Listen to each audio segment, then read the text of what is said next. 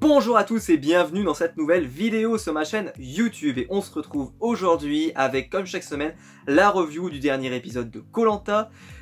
Donc cette semaine on a eu un nouvel épisode, moins riche bien sûr que les semaines précédentes, mais aussi parce que le suspense n'a pas existé dans cet épisode. Donc forcément ça a fait un épisode un petit peu moins riche et un peu moins intéressant. Mais ceci dit, il y a quand même des choses à dire, et encore de la magouille dans Koh-Lanta, et je vais vous expliquer pourquoi. Ça m'a sauté aux yeux pendant l'épisode, et ça m'a...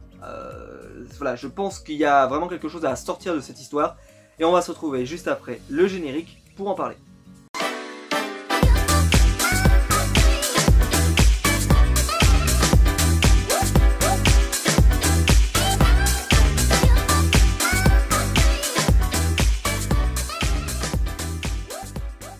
Alors cet épisode a vu la formation donc des binômes, donc c'est quelque chose qui se produit très souvent dans Koh-Lanta.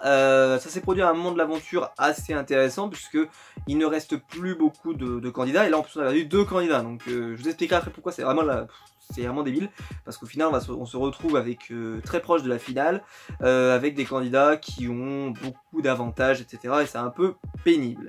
Ceci dit, je suis ravi de voir tous ces épisodes de Koh-Lanta, je suis toujours content. Mais je voulais commencer par de la magouille, parce que j'ai parlé la semaine dernière, j'ai même intitulé ma vidéo autour de Dylan, et ceux qui suivent Koh-Lanta depuis des années savent que à partir du moment où on est éliminé à partir de la réunification, chaque personne éliminée va au jury final. Au conseil du jury final, comme on l'appelle. Donc il y a une résidence où les gens sont là, et chaque personne qui est éliminée va à la résidence et est accueillie par les candidats éliminés. Cette année, ce n'est pas le cas, et je pense qu'il y a une bonne raison pour ça. En fait, j'ai déjà dit la semaine dernière que j'avais trouvé ça hyper étonnant que Dylan se soit fait éliminer aussi sèchement lors de l'épreuve dans laquelle il a été éliminé. Et je pense, et en fait ces différents éléments m'amènent à penser que en fait il n'a pas du tout été éliminé, qu'il a provoqué sa propre sortie.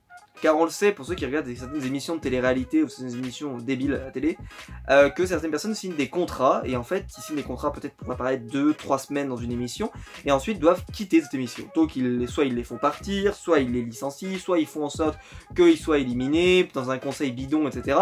Ça existe, ça a existé dans de nombreuses années dans Secret Story, ça a existé dans de nombreuses années dans plein d'émissions de télé-réalité où voilà, on fait signer des contrats à certaines personnes mais qui ont des engagements qu'ils doivent tenir, et donc on les pousse vers la sortie d'une manière ou d'une autre, avec des éliminations, etc., etc. Et ben moi je pense que Dylan, il avait peut-être un contrat de mannequin, un contrat peut-être de télé, on ne sait pas, Ninja Warrior, on sait que, enfin ça m'étonnerait parce que Ninja Warrior est présenté par Denis Brognard, mais bref, voilà, je pense que c'est quelqu'un qui est plutôt occupé, et je pense qu'il s'était engagé pour une vingtaine de jours, et que quand il est arrivé au 20e jour, et ben en fait il devait partir, et que donc ils ont fait cette épreuve pour qu'il parte. Et qu'est-ce qui vient appuyer cette théorie? C'est que on n'a pas eu justement l'accueil dans la résidence du jury final. Et pourquoi? Parce que je pense que Dylan n'y est tout simplement pas, et que si jamais ils l'avaient montré, ils auraient montré que Dylan n'était pas présent à cet endroit, et que donc il est en train d'aller faire son contrat, etc. Mais attention, il sera là au jury du conseil, au jury final, il sera là. C'est juste qu'à mon avis, il a pris les 15 jours, il a dû en prendre 10 pour aller faire différents projets, et il va revenir juste à temps pour le conseil. Ce qui est très dommage, parce que moi j'aimais beaucoup les réactions des aventuriers quand ils essayaient de deviner qui c'est qui allait être éliminé, qui étaient surpris, etc. C'est quelque chose que j'aimais bien voir. Cette année on ne l'aura pas, mais je pense que c'est ça la raison. Je peux me tromper, si TF1 veut me dire le contraire, qu'il n'hésite pas, mais je trouve que c'est très étonnant de ne pas le montrer, et que c'est la seule pour moi explication qui expliquerait en plus l'élimination de Dylan et qui expliquerait beaucoup de choses. Voilà. Ceci dit, on va parler de l'épisode, mais je voulais parler de cette petite magouille qui fait un peu, c'est un peu dommage, parce que voilà, si Dylan a vraiment été éliminé pour ces raisons-là, je suis un peu déçu. Sinon cet épisode donc a vu des binômes, et c'est vrai que ça n'a rien donné, on va pas se mentir. Yacine s'est complètement mis en retrait tout de suite, avec un visage très fermé, et s'est complètement laissé, voilà, pour lui il était déjà éliminé à partir du moment où il l'avait mis avec Alban. Ce que je comprends pas très bien, puisque Clémence était encore moins bien embarquée avec Jérémy, et au final c'est lui qui s'est mis tout le poids de l'élimination, alors que si jamais il n'avait rien dit, peut-être qu'avec Jérémy, il y aurait pu avoir une balance, et vraiment on aurait pu avoir un petit suspense, etc. Parce que bah, là, pour moi, Clémence aurait pu être vraiment en difficulté. Au final, ça n'a jamais été le cas à aucun moment. Et ça, c'est vraiment dommage, parce que je pense, et ce n'est que mon avis, que il s'est vraiment mis une cible dans le dos, et il s'est mis à dos Pascal. D'ailleurs, je pense que quand il va voir les images, parce que bah, ça, il le verra seulement quand il voit les images, qu'il n'a pas été éliminé à cause d'Alban, mais surtout, c'était lui qui était visé. Voilà, donc c'est un peu dommage. Au final, donc le binôme n'ont pas donné grand-chose, à part montrer que Pascal et Ravière sont très amis. Ça n'a rien montré, ça n'a servi à rien. Ceci dit, voilà, je trouve qu'il n'y a pas grand-chose à dire sur cet épisode, à part sur peut-être les colliers. Alors les fameux colliers dont je parle très régulièrement sur la chaîne, pour ceux qui suivent des vidéos Koh-Lanta, c'est quelque chose moi qui me gêne, parce que avant, quand on en avait un, voire deux colliers, ça pouvait aller, et les gens n'hésitaient pas à les jouer, parce que voilà, il fallait faire des stratégies, etc. Maintenant, ce n'est plus le cas, parce que maintenant on a des colliers à tout le tour du bras, on pourrait dire, donc il n'y a pas de raison de faire des stratégies comme ça. Et ce qui fait donc qu'il y a très peu de stratégie. Au final, il y a beaucoup plus de recherche de colliers. Alors, cette fois-ci, on a une petite stratégie pour éviter qu'Yacine, sans doute, etc. Mais au final, il ne pouvait rien faire. C'est-à-dire que même si on lui avait dit qu'il partait, il ne pouvait tout simplement rien faire. Mais les colliers font que bah, il reste 6 candidats après l'élimination de Yacine et Alban. Et en fait, le problème qu'il y a, c'est qu'il y a 2 personnes qui ont déjà un collier. Donc ça fait déjà 2 personnes qui vont se qualifier automatiquement parce qu'ils ont un collier. Ce qui est assez pénible, je vais pas vous mentir, parce que ça veut dire que si vous trouvez un collier dans Koh-Lanta, vous êtes quasiment finaliste maintenant. Ce qui est franchement assez chiant, parce que final, ils ne les jouent pas, ils préfèrent, en fait ça reste un élément de dissuasion, etc. Mais ça on ne les joue pas, en fait on va au final avec ça. Et ce qui fait que là, bah, si jamais...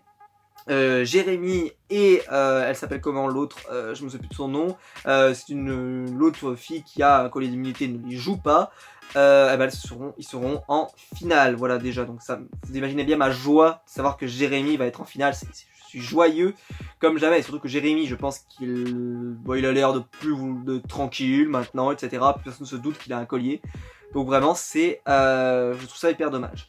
Et surtout que je trouve qu'il y a des personnes qui sont très méritantes de l'autre côté, que ce soit Pascal qui fait un excellent jeu, qui a encore gagné une immunité, qui est, je sais qu'il suscite beaucoup de critiques par rapport à son attitude, mais je trouve qu'il joue très bien, donc faut le reconnaître. Et si on ne le reconnaît pas, c'est que je pense qu'on est un petit peu faux cul, parce que il joue exceptionnellement bien, Pascal, cette saison. Et donc voilà, il y a Pascal à faire rentrer, donc il y aura Jérémy et, je me souviens plus de la jeune fille, mais c'est pas Cassandre, si c'est Cassandre pardon, ouais, c'est Clémence, voilà, Cassandre, qui voilà, elle aussi va aller en finale, donc il restera plus qu'une seule place pour soit Ravière, parce que je vois pas Pascal être éliminé, à part si vraiment il se fait surprendre par un collier d'immunité, ou qu'il se met à dos quand même certaines personnes, mais voilà, donc il va rester Ravière, il va rester Nathalie, et il va rester Clémence.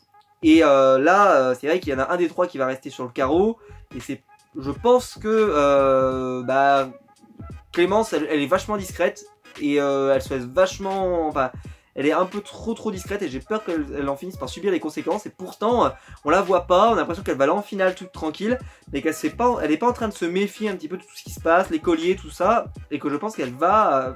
parce que... Bah moi, si j'arrive au 4 et que je me dis qui est le plus dangereux pour aller sur les poteaux, je suis pas sûr que ce soit Pascal, je suis pas sûr que ça soit Ravière, je suis pas sûr que ce soit Nathalie non plus. Par contre, Clémence, elle les a déjà... je sais pas si elle les avait gagnés, oui si elle les avait gagnés, je sais qu'elle les avait gagnés. Donc elle, c'est peut-être la plus dangereuse dans cette situation, donc je suis pas sûr qu'elle aille jusqu'au bout. Et après, bah, franchement, ça serait que justifié que Nathalie soit éliminée, parce qu'elle a été plutôt très décevante cette saison, elle a pas fait grand chose, à part se plaindre et puis faire des épreuves qui sont plutôt moyennes. Je trouve ça assez dommage, donc j'espère qu'elle va être éliminée, on verra, pour l'instant il n'y a rien de confirmé.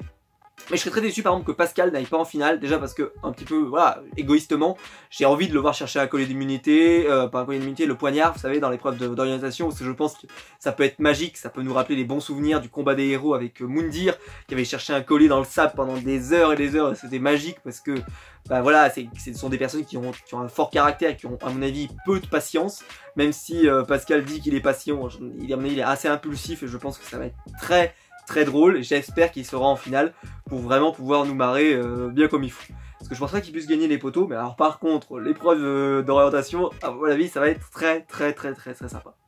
Voilà, je pense que j'ai tout dit sur cet épisode. Comme j'ai dit, c'était pas un épisode très riche.